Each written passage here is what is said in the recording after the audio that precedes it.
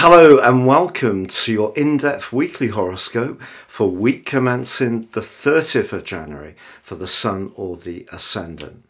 I'm going to give you the key features to look out for, but please stay with me. I will then dive deep to give you in forensic detail all of the ins and outs for the signs from Aries through to Pisces. If you're a returning visitor to my channel, thank you so much for joining me once more. If you're new, it's great to have you with me. Please like or comment. I answer all comments. This is very much a community. And also subscribe.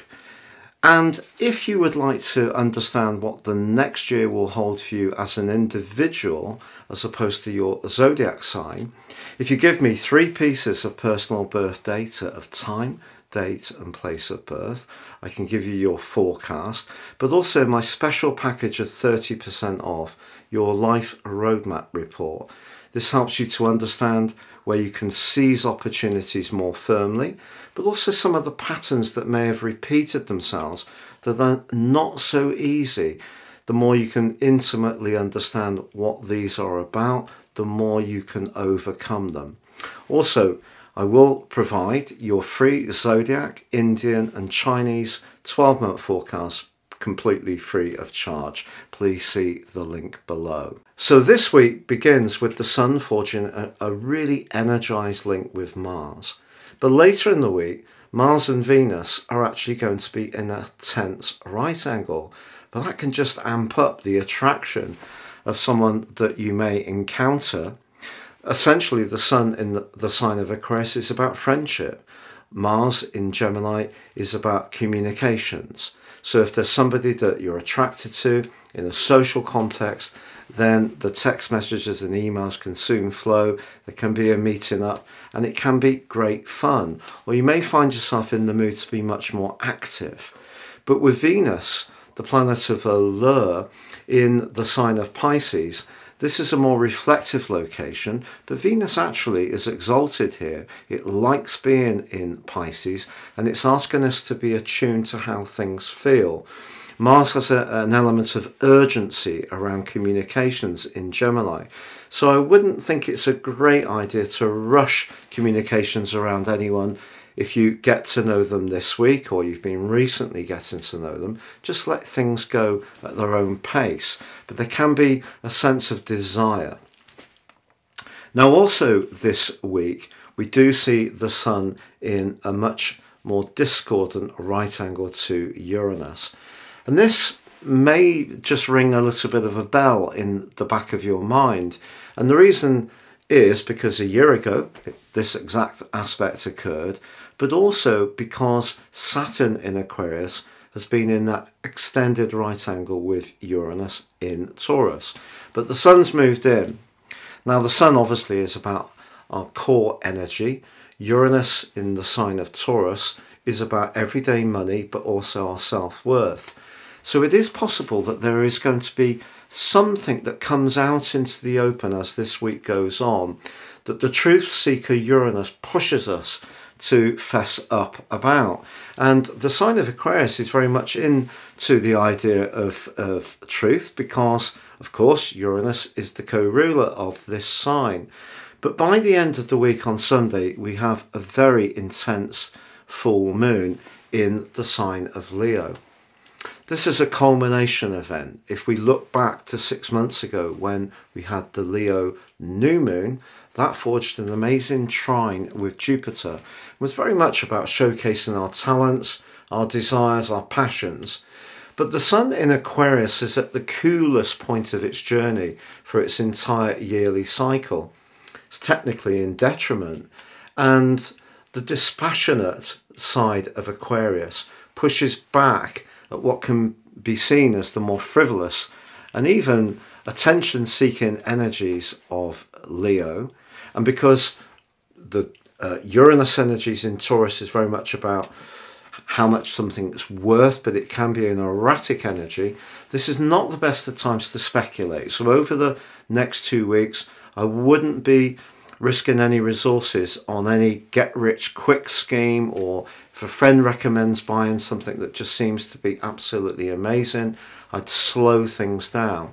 Also, this can be a time when affections, whether it's with friendships or in a love relationship, can be influenced by our values. And if our values are not meshing with someone that we're spending a lot of time with, this can bring some turbulence into the open in the next 2 weeks. But also this week, we do have a very compassionate link between Mercury and Neptune. And it's just encouraging us to try to understand why we react in certain ways, what conditions us to have the responses we have. But I think that the full moon is essentially quite a triggering event. Please stay with me for your in-depth forecast for each of the 12 signs. So Leo, your week commencing the 30th of January forecast sees a stunning link between the Sun and also Mars across the first couple of days of February and the last couple of days of January. Now, Mars is the planet of desire, it's the planet of action, it's also the planet of individuality, but it's going forward since the 12th of January in your sector of connections and networks and alliances and group interactions and friendships. So the link with the Sun suggests that there may be one person that you're finding really exciting being around. This doesn't have to be in a romantic context. It could be just someone that you really feel that you can work very well together, even if you bring very complementary qualities to whatever it is that you're working on. That could be because Mars is very much to do with action, that you could go to a fitness or a dance group or a yoga group, and actually that could be a great way, a running group, a great way to get together with other people and use that energy well. But later this week, Mars actually forges a right angle to Venus, the planet of relating. But Venus is in the part of your horoscope to do with where we really feel connections very deeply and psychologically, where we're most invested. Is there somebody in your friendship group that you're finding rather captivating at the moment? Because it really wouldn't be a surprise as these two go into a 90-degree square.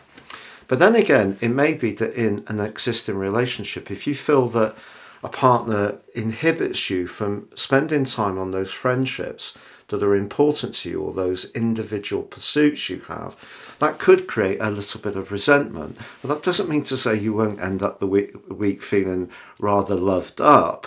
But of course, the full moon in your sign is very much about the evaluation of relationships. And because the Sun is squaring with Uranus right up to the point and embracing the full moon, that can bring a discordant and unsettling energy into the equation. So if we think back to when you had your new moon, which occurred on the 28th of July, that forged an amazing link with Jupiter.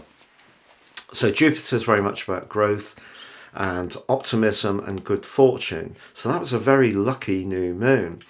But the full moon here is asking you how far you've come in terms of getting the things that you set your sights on then.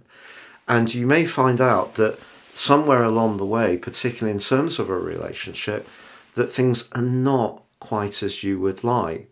So this week offers some really wonderful opportunities to connect or to be a bit raunchy, but also potentially a challenge. And what Uranus is going to do is, because Uranus is in your 10th house, the 10th house doesn't disguise things.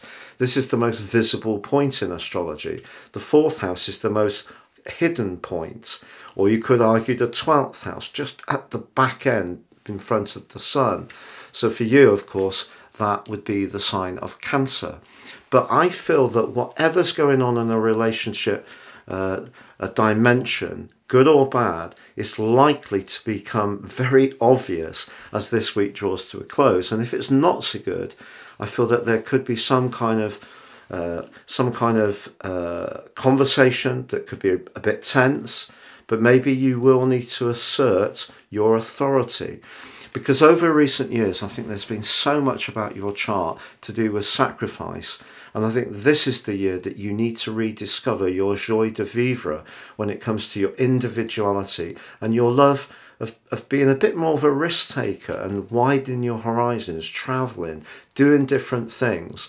So if you do feel that you've been bending over backwards to please another person, and there is even one little grain of criticism, I think by the end of this week, you'll be prepared in a big way to put that other person right.